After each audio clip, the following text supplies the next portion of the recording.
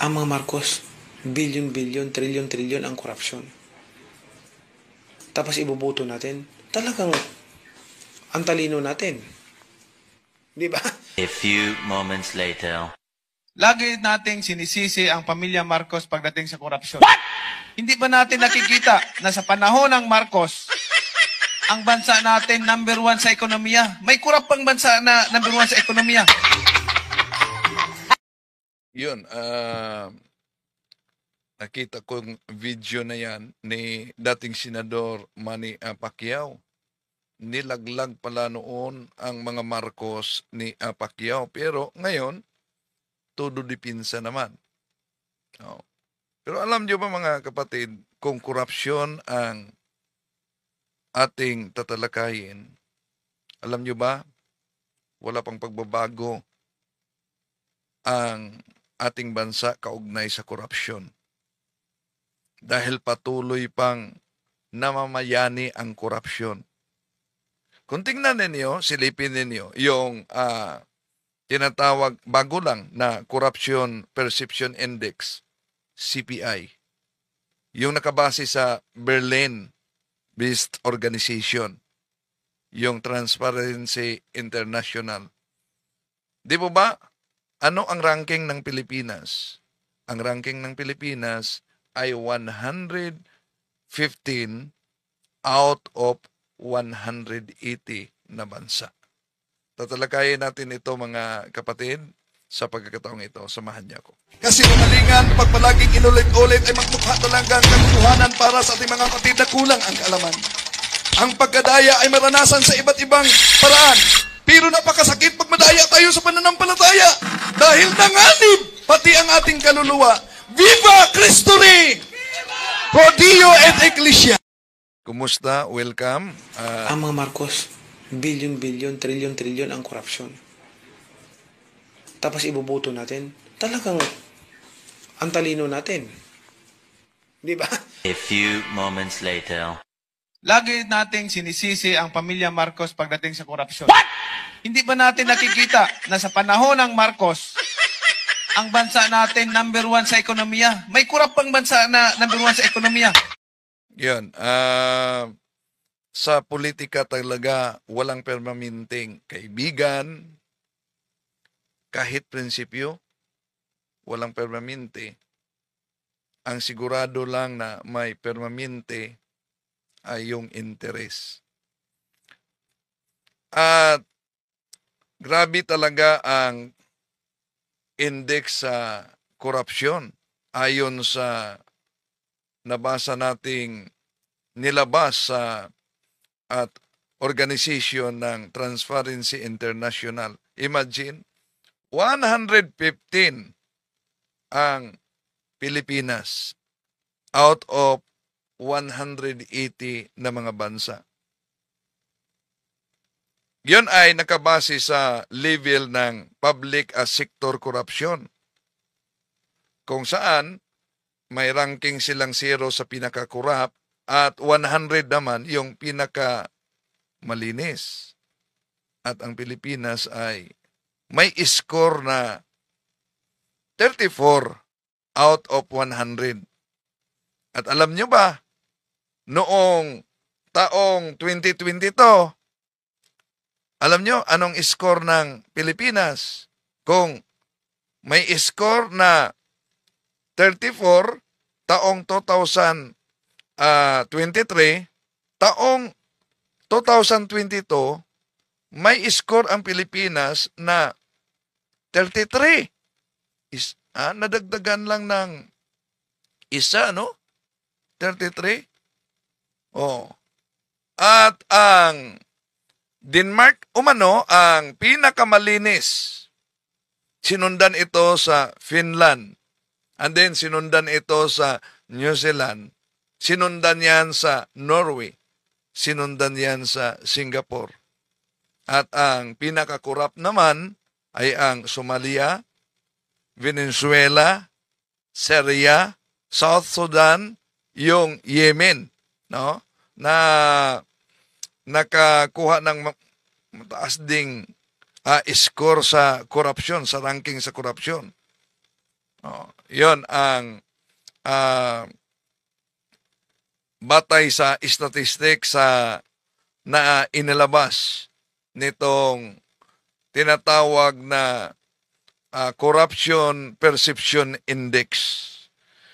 At isa sa mga dahilan at pinagkuhanan ayon kay Attorney Rowena Wenson, masaya. Kasi now, the House of Representatives, dati kandara pa sila.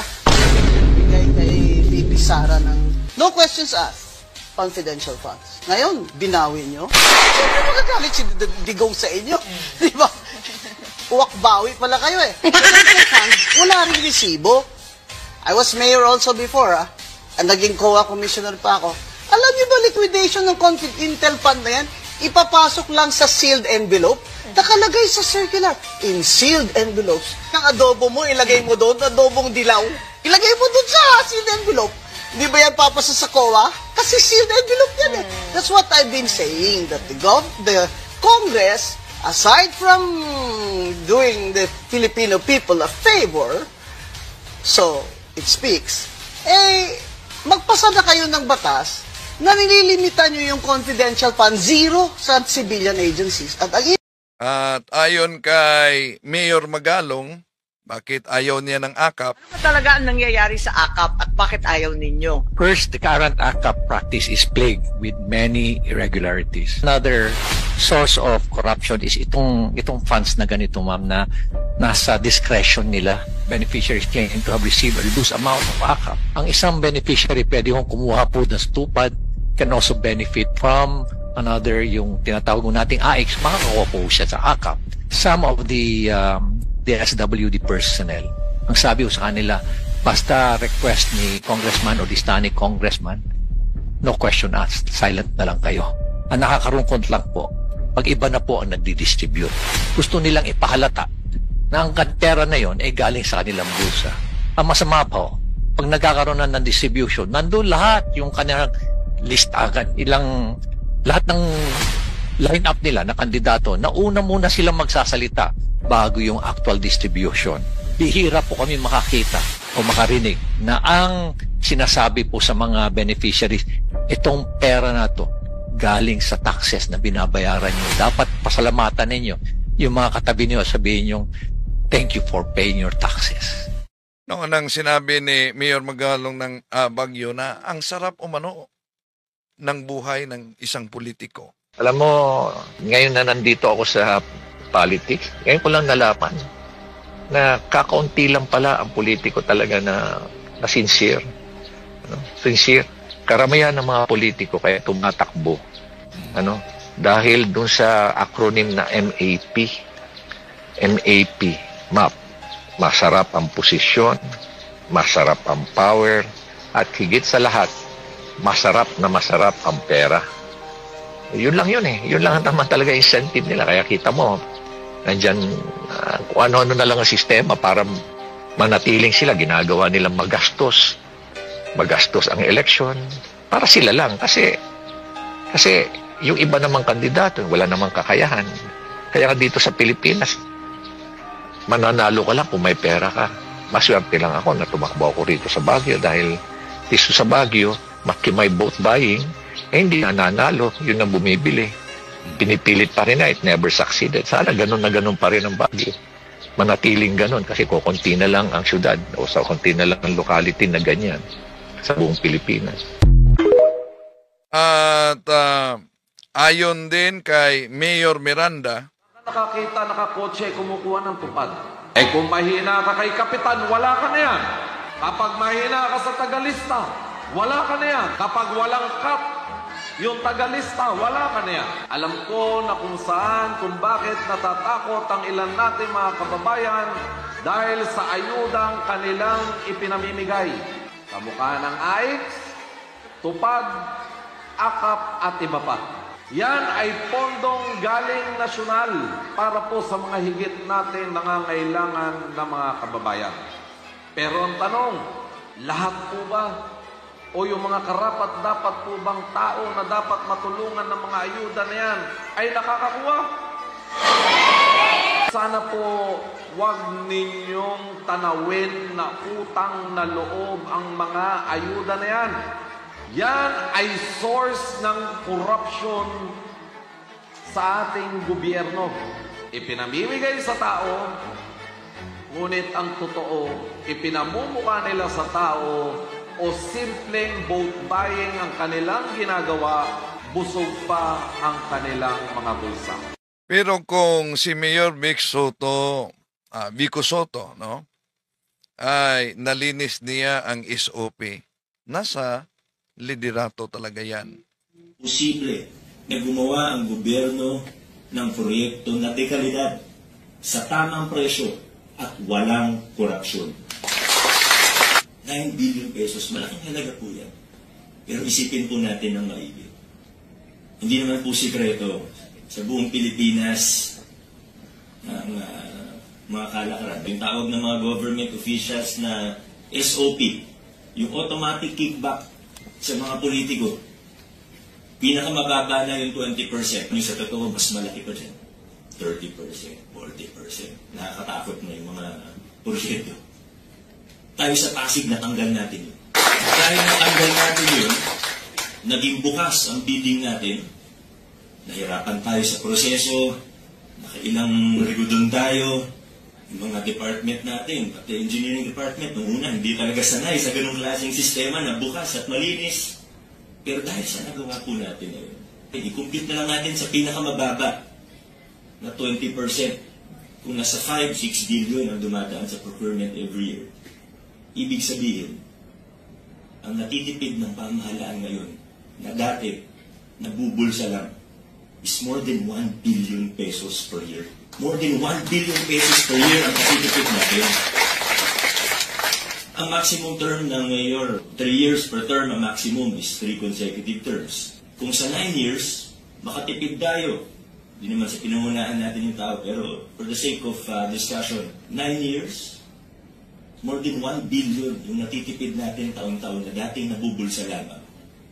Mga kaibigan, para tayong nagpatayo ng bagong City Hall na world-class, good for 100 years, na libre. Napunta lang sa bansa ito, makapatayo tayo ng magandang maayos. Nagsimula tayo dahil kailangan natin itong gawin. Pero sabi nga, ayusin na natin, gandahan na natin, kaya maximize natin yung lupa, hindi yung tagpi-tagpi yung gawa. Unfortunately, sa Pilipinas, madalas pag may mga malalaking proyekto, anong unang naiisip ng mamamayan? Isa lang sa dalawa.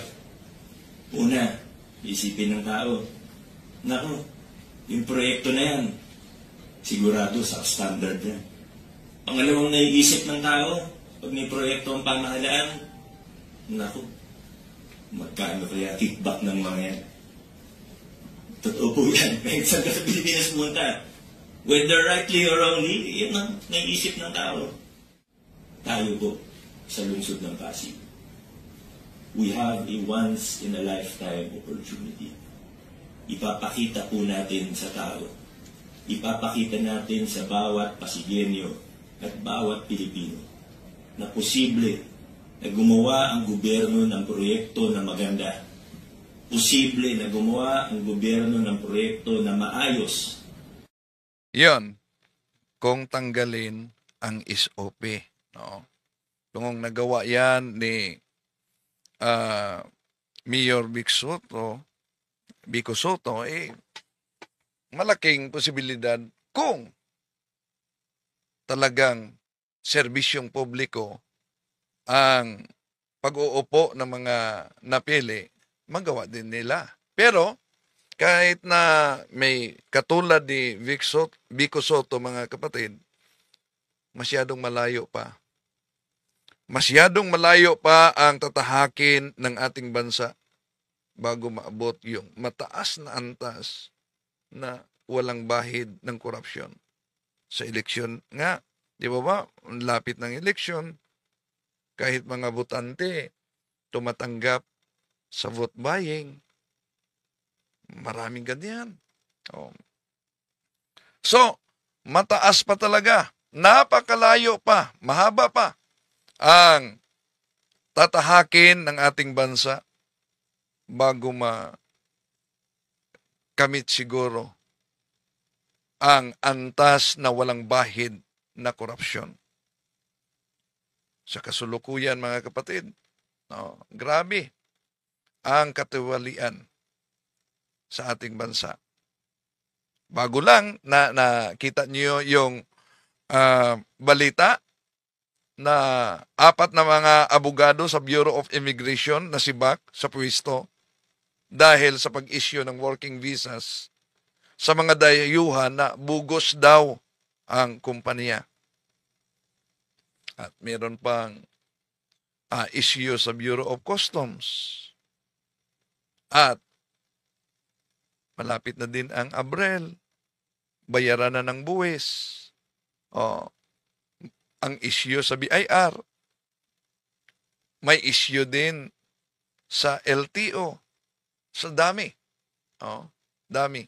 Kaya dapat pati na mga butante gising sana na piliin para sa bansa, hindi dahil gusto mo lang itong politikong ito. Sa pagkakataong ito, pasok na tayo sa punto por punto, mga kapatid. Okay. Kung mayroon man kayong mga katanungan, pwede kayong magtanong sa ating Zoom, no? Sa punto por punto. Okay?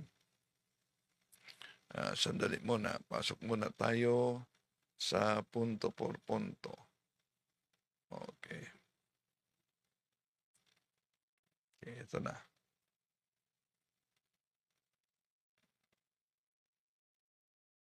Nananampalataya. Dahil may mga plano po tayo na hindi natutupad because may mas mabuting plano ang Diyos sa atin. Pero grabe yung babaeng ito. Ipinili talaga na tulungan siya ng Panginoong Jesucristo kahit na pinaringgan na siya at siya ay hinalintulad sa isang aso. Hindi nararapat na ibigay sa aso ang para sa anak. Para sa atin siguro, mga kapatid, kung tayo nakarinig noon, natawagin tayong aso, masakit na yun sa atin. Pero ang isang ina na gustong makatanggap ng kagalingan sa kanyang anak ay hindi niya po inisip yung masakit na salita. Rather, she pursue sa kanya pong kahilingan. Hindi niya po tinigilan. No, basta makuha niya lang. Kaya pag uwi po nitong babae, umuwi ang babae at narotnan niya sa higaan ng bata, iniwan na nga ito ng demonyo. So, the outcome of our faith to God, during the process is the thing that we want to be. Yung outcome, katulad na gusto natin gumaling, pero wala naman po tayong pananampalataya to pray, to ask. Kaya nga merong saying po, mga kapatid, nasa Diyos ang awa, nasa tao ang gawa. Wag lang dapat puro ngawa, dapat meron din tayong ginagawa. Katulad po nitong ina, hindi lang po siya puro ngawa, ginawa niya talaga. Nakipag-argue siya sa Panginoon para makuha lang ang kagalingan ng kanyang anak. Kaya let's do an effort, mga kapatid, gumawa din po tayo ng effort para bigyan tayo ng blessing ng ating Panginoon. Kung gusto po nating makamtan ang kagalingan, gumawa din po tayo ng effort para magkaroon po tayo ng ating pong hinihingi sa ating Panginoon. Sa Diyos po ang lahat ng papuri, kadakilaan, magpakailanman. Amen. To make His message known is our responsibility.